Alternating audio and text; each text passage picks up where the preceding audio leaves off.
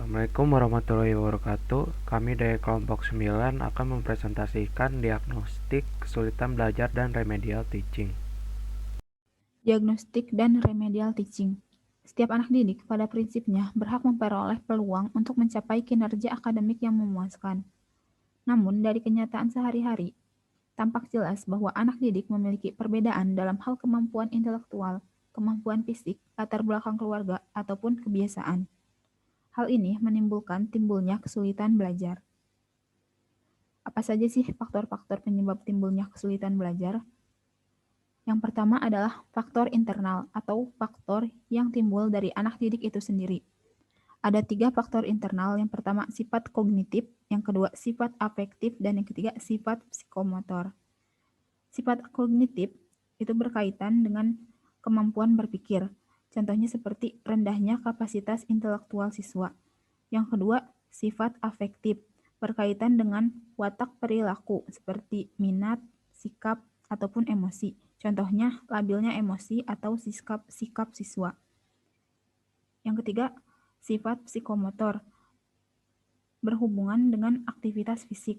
Contohnya terganggunya alat-alat indera seperti pendengaran ataupun penglihatan. Yang kedua ada faktor eksternal. Faktor eksternal itu adalah faktor situasi atau kondisi lingkungan sekitar yang tidak mendukung aktivitas belajar siswa. Ada 3, yaitu lingkungan keluarga, lingkungan masyarakat, dan lingkungan sekolah.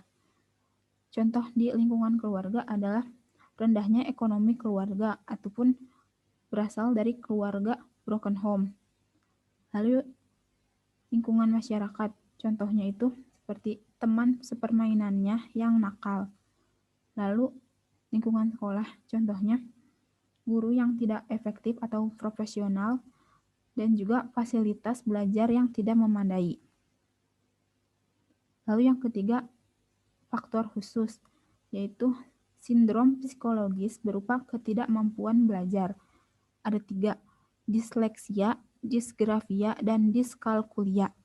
Disleksia adalah ketidakmampuan belajar membaca. Disgrafia adalah ketidakmampuan belajar menulis, dan diskalkulia adalah ketidakmampuan belajar matematika. Lalu selanjutnya, diagnosis kasus. Diagnosis kasus merupakan upaya untuk menemukan faktor-faktor penyebab atau faktor yang melatar belakangi timbulnya masalah siswa. Dalam melakukan diagnosis, diperlukan adanya prosedur yang terdiri atas langkah-langkah tertentu yang diorientasikan pada ditemukannya kesulitan belajar yang dialami siswa. Ada banyak prosedur, tetapi yang terkenal adalah prosedur Wiener and Sand. Prosedurnya yang pertama adalah melakukan observasi kelas untuk melihat perilaku siswa di kelas apakah ada yang menyimpang atau tidak. Yang kedua adalah memeriksa pendengaran dan penglihatan siswa, khususnya yang diduga mengalami kesulitan belajar. Akan lebih baik jika diperiksanya saat masih kecil atau SD. Selanjutnya adalah mewawancarai orang tua atau wali siswa untuk mengetahui perilaku siswa yang tidak bisa diamati di sekolah. Lalu selanjutnya adalah memberikan tes diagnostik di bidang tertentu untuk mengetahui hakikat kesulitan belajar yang dialami siswa. Lalu selanjutnya adalah memberikan tes kemampuan inteligensi atau tes IQ. Untuk tes IQ ini, guru dan orang tua siswa perlu berhubungan dengan klinik psikologis. Lalu apabila hasil tesnya memiliki IQ di bawah normal, orang tua perlu mengirimnya ke sekolah khusus tuna grahita atau sekolah luar biasa, karena sekolah biasa tidak menyediakan tenaga pendidik khusus anak tuna grahita. Selanjutnya saya akan menjelaskan tentang remedial teaching. Setiap siswa itu berbeda dalam hal kemampuan belajar, standar akademik, pembelajaran di kelas, dan prestasi akademik, dan masing-masing memiliki kemampuan belajar sendiri-sendiri. Siswa yang tertinggal untuk sementara waktu dalam studi mereka atau yang membutuhkan dukungan jangka pendek dalam proses pembelajaran memiliki hak untuk mendapatkan remedial teaching atau pengajaran perbaikan. Pengajaran perbaikan harus segera dimulai ketika ada kesulitan dalam belajar atau kehadiran di sekolah, sehingga siswa tidak tertinggal secara permanen dalam studinya. Kemudian ada persiapan dalam remedial teaching. Yang pertama yaitu merancang rencana belajar yang beragam. Karena siswa memiliki karakteristik yang berbeda dalam pembelajaran, seorang guru harus merancang kegiatan pembelajaran yang berbeda dengan tujuan pengajaran yang sama, untuk mengembangkan kemampuan dan keterampilan siswa yang bervariasi dalam pemecahan masalah. Akan lebih efektif bagi guru untuk mengambil serangkaian kegiatan mengajar yang relevan dan sederhana daripada menugaskan satu kegiatan mengajar yang panjang, karena siswa dapat memperoleh pengetahuan dan keterampilan yang diperlukan melalui kegiatan yang beragam. Yang kedua ada merancang situasi belajar yang bermakna. Seorang guru remedial teaching harus secara khusus merancang situasi pembelajaran yang bermakna. Lingkungan bahasa, terutama untuk mata pelajaran bahasa asing, permainan atau kegiatan yang bertujuan untuk memberikan pengalaman belajar pribadi bagi siswa dan dapat merangsang minat dan inisiatif mereka dalam belajar. Yang ketiga ada pendekatan pengajaran. Guru hendaknya memberikan contoh konkret sebelum melanjutkan ke konsep abstrak melalui langkah-langkah sederhana dan mudah dipahami. Seorang guru dapat mengajarkan konsep baru dari perspektif yang berbeda dengan berbagai pendekatan, sehingga siswa dapat memahami ide melalui ilustrasi yang bermakna dan berulang. Mereka juga dapat menggunakan teknologi informasi dan semua sumber daya pengajaran yang tersedia untuk membantu siswa dalam memahami poin-poin utama. Yang keempat, yaitu memberikan instruksi yang jelas dan mudah dipahami. Siswa yang memiliki kesulitan belajar kurang kompeten dalam memahami bahasa tulis. Oleh karena itu, guru harus memberi siswa instruksi yang singkat dan jelas untuk menghindari kebingungan. Mereka harus menjelaskan dengan jelas pengaturan setiap kegiatan pembelajaran. Jika perlu, mereka dapat meminta siswa untuk mengulangi langkah-langkah kegiatan sehingga setiap siswa dapat memahami instruksi tersebut. Kemudian yang kelima, ada meringkas poin-poin penting. Selama pengajaran, seorang guru hendaknya selalu menyimpulkan poin-poin utama dalam mengajar dan menulis kunci utama pembelajaran di papan tulis untuk meningkatkan memori audio dan visual seorang siswa. Guru dapat membimbing siswanya untuk menghubungkan pengetahuan yang mereka pelajari dari kelas dengan pengalaman hidup mereka sehingga diharapkan dapat meningkatkan keefektifan pembelajaran. Selain itu, membimbing siswa untuk mengulang pokok-pokok dalam bentuk lisan atau tulisan juga merupakan cara pembelajaran yang efektif. Kemudian yang keenam, yaitu meningkatkan minat dan motivasi belajar. Frustasi dengan apa yang sering terjadi dalam tugas mereka, seorang siswa yang kesulitan belajar mungkin lambat laun akan kehilangan minat dalam belajar. Oleh karena itu, guru harus menyesuaikan kurikulum untuk memenuhi kebutuhan siswa. Para guru dapat merancang kegiatan yang menarik ditambah dengan skema penghargaan untuk merangsang minat siswa. Sangat penting untuk membantu siswa mengatasi kesulitan belajar mereka sehingga mereka dapat memperoleh rasa pencapaian dan memulihkan kepercayaan diri serta minat mereka dalam belajar. Yang ketujuh, ada mendorong siswa untuk ikut berpartisipasi aktif dalam kegiatan kelas. Siswa yang kesulitan belajar biasanya kurang percaya diri dan lebih pasif di dalam kelas. Mereka jarang bertanya atau mengungkapkan pandangan mereka. Guru remedial teaching hendaknya dengan sabar mendorong partisipasi aktif di kelas. Pengalaman belajar yang menyenangkan dapat membantu meningkatkan minat belajar siswa tersebut. Yang kedelapan ada fokuskan pada proses pembelajaran. Pengajaran seharusnya tidak hanya berfokus pada transmisi pengetahuan. Penting juga untuk melihat bahwa siswa mendapatkan manfaat dari seluruh proses pembelajaran. Guru hendaknya memberikan banyak kesempatan di kelas bagi siswa untuk berlatih dan memikirkan apa yang telah mereka pelajari dan memungkinkan mereka untuk memecahkan masalah dengan cara yang berbeda. Kemudian yang terakhir ada tunjukkan kepedulian terhadap penampilan masing-masing siswa. Siswa mungkin akan menghadapi masalah yang berbeda dalam pembelajaran mereka. Oleh karena itu, guru harus mengamati dengan cermat proses pembelajaran masing-masing siswa di kelas. Kapanpun diperlukan, mereka harus memberikan pengajaran remedial secara individual, sebelum dan setelah kelas, selama jam istirahat atau makan siang, sehingga mereka dapat menghilangkan hambatan belajar mereka secepat mungkin. Saat menilai tugas, guru hendaknya mencatat kesalahan umum siswa dan segera menyampaikan konsep dan pengetahuan yang benar kepada mereka. Kemudian ada pentingnya remedial teaching. Tujuan dari pengajaran perbaikan atau remedial teaching adalah untuk memberikan dukungan pembelajaran kepada siswa yang tertinggal jauh di belakang teman-teman mereka dalam kinerja sekolah.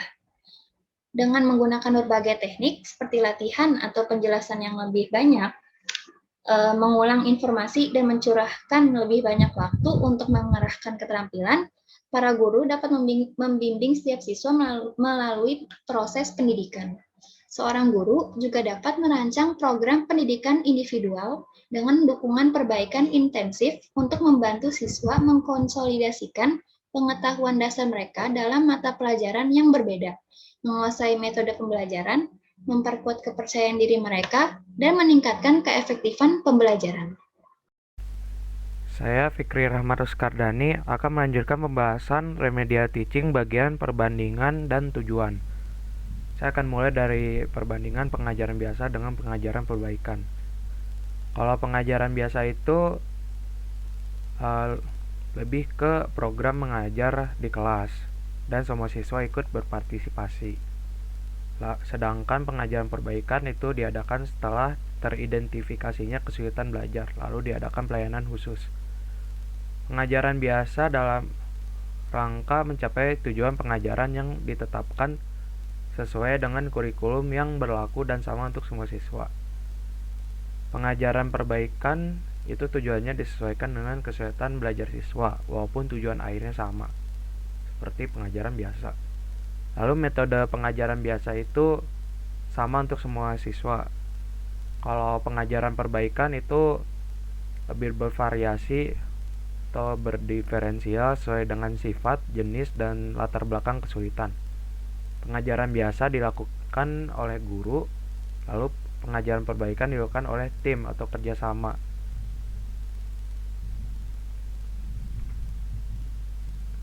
Alat pengajaran biasa tidak terlalu bervariasi, menyesuaikan kurikulum. Kalau pengajaran perbaikan itu lebih bervariasi, yaitu dengan penggunaan tes diagnostik, sosiometri, dan sebagainya. Pengajaran biasa menggunakan pendekatan satu kelas, sedangkan pengajaran perbaikan lebih diferensial dengan pendekatan individual. Pengajaran biasa evaluasinya disesuaikan dengan rata-rata nilai siswa, sedangkan pengajaran perbaikan evaluasinya disesuaikan dengan kesulitan belajar yang dialami oleh siswa. Tujuan pengajaran perbaikan adalah, secara umum, tujuan pengajaran perbaikan tidak berbeda dengan pengajaran biasa, yaitu dalam rangka mencapai tujuan belajar yang telah ditetapkan sebelumnya. Namun, secara khusus, pengajaran perbaikan bertujuan agar siswa yang mengalami kesulitan belajar dapat mencapai prestasi belajar yang diharapkan oleh pihak sekolah melalui proses perbaikan.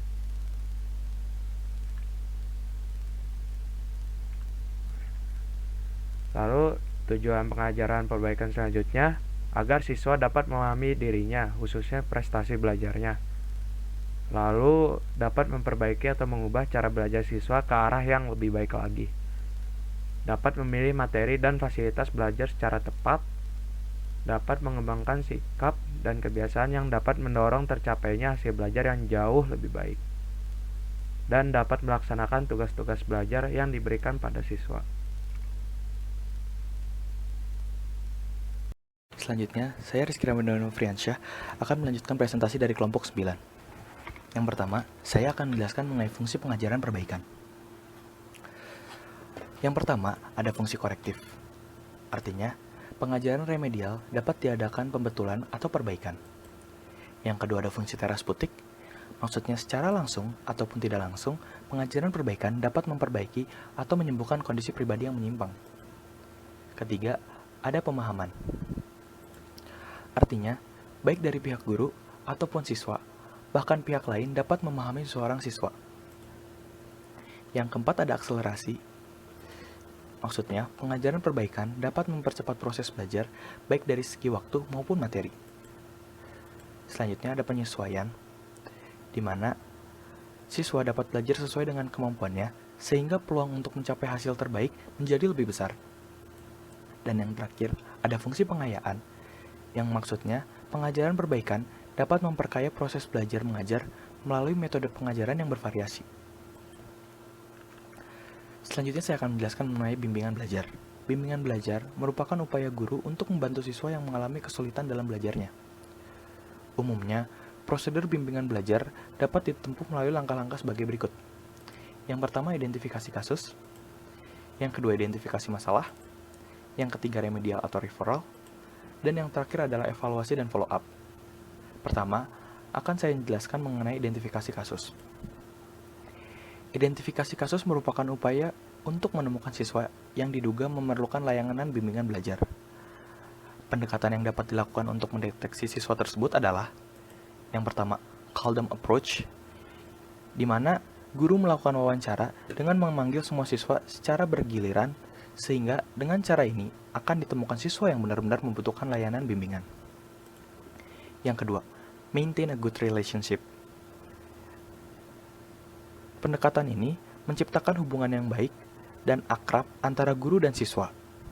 Hal ini dapat dilaksanakan melalui berbagai cara yang tidak hanya terbatas pada hubungan kegiatan belajar mengajar, namun juga melalui kegiatan ekstrakurikuler, rekreasi, dan situasi-situasi informal lainnya. Yang ketiga, developing a desire for counseling. Pendekatan ini menciptakan suasana yang menimbulkan kesadaran bagi siswa akan masalah yang dihadapinya. Misalnya, dengan cara mendiskusikan dengan siswa yang bersangkutan tentang hasil dari suatu ulangan maupun tes-tes lainnya, seperti tes intelijensi, bakat, dan hasil pengukuran lainnya yang dianalisis bersama serta diupayakan berbagai tindak lanjutnya.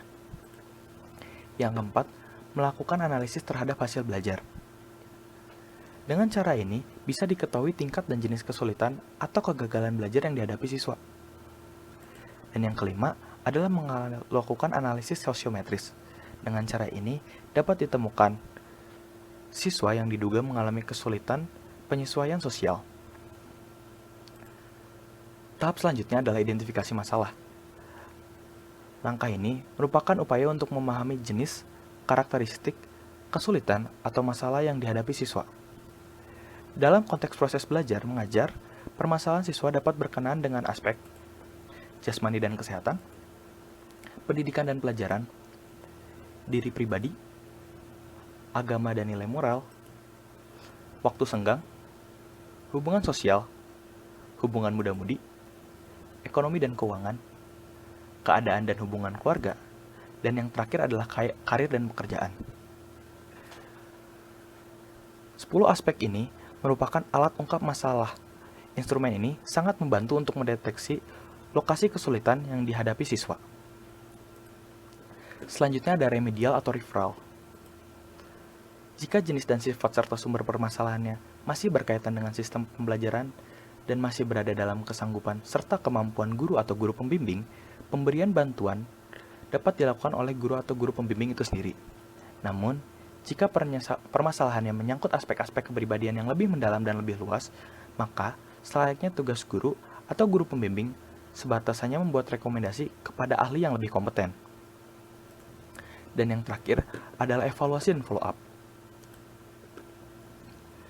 Berkenaan dengan evaluasi bimbingan, Depdiknas telah memberikan kriteria-kriteria keberhasilan layanan bimbingan belajar, yaitu berkembangnya pemahaman baru yang diperoleh siswa berkaitan dengan masalah yang dibahas, perasaan positif sebagai dampak dari proses dan materi yang dibawakan melalui layanan, dan yang ketiga, rencana kegiatan yang akan dilaksanakan oleh siswa sesudah pelaksanaan layanan dalam rangka mewujudkan upaya lebih lanjut pengentasan masalah yang dialaminya. Selanjutnya akan saya jelaskan mengenai quantum teaching. Quantum teaching merupakan cara mengajar untuk menciptakan lingkungan belajar yang efektif dengan cara menggunakan unsur yang ada pada siswa dan lingkungan belajarnya, melalui interaksi yang terjadi di dalam kelas antara guru, siswa, dan siswa dengan siswa. Dengan quantum teaching, kita dapat mengajar dengan memfungsikan kedua belahan otak kiri dan otak kanan pada fungsinya masing-masing. Berikut adalah prinsip-prinsip dari quantum teaching. Yang pertama adalah segalanya berbicara. Maksudnya, lingkungan kelas, bahasa tubuh, dan bahan pelajaran semuanya menyampaikan pesan tentang belajar. Yang kedua, segalanya bertujuan. Artinya, siswa diberitahu apa tujuan mereka mempelajari materi yang kita ajarkan. Yang ketiga, pengalaman sebelum konsep. Maksudnya, kita harus mengajar menggunakan pengalaman yang diperoleh baik oleh guru, siswa, sehingga kita dapat memperoleh lebih banyak konsep untuk diterapkan dalam pembelajaran. Yang keempat, akui setiap usaha. Artinya, menghargai usaha sekecil apapun. Dan yang terakhir, jika layak dipelajari, layak pula dirayakan. Kita sebagai guru harus memberikan pujian pada siswa yang terlibat aktif dalam pembelajaran kita. Misalnya, dengan memberikan tepuk tangan, memberikan kata-kata yang positif, bahkan dapat memberikan hadiah. Berikut adalah kerangka rancangan belajar quantum teaching yang dapat disingkat menjadi TANDUR. Artinya, tumbuhkan. Kita harus bisa menumbuhkan minat dengan memuaskan apa manfaat belajar bagi siswa. Yang kedua, alami. Kita harus dapat menciptakan atau mendatangkan pengalaman umum yang dapat dimengerti oleh semua siswa. Yang ketiga, namai. Artinya, kita menyediakan kata kunci, konsep, model, rumus, ataupun strategi sebagai sebuah masukan untuk siswa. Yang keempat, demonstrasikan. Artinya, kita menyediakan kesempatan bagi pelajar untuk menunjukkan bahwa mereka mengetahui apa yang telah kita ajarkan ataupun sesuatu yang berkenaan dengan materi yang kita ajarkan. Yang kelima, ulangi. Kita harus bisa menunjukkan siswa cara-cara mengulang materi dan menegaskan bahwa siswa memang mengetahui hal yang kita ajarkan. Dan yang terakhir, rayakan. Pengakuan untuk penyelesaian, partisipasi, dan memperoleh keterampilan dan ilmu pengetahuan. Dengan begini, anak akan lebih termotivasi untuk mempelajari materi-materi yang kita sampaikan. Baik, sekian presentasi dari kelompok kami. Terima kasih.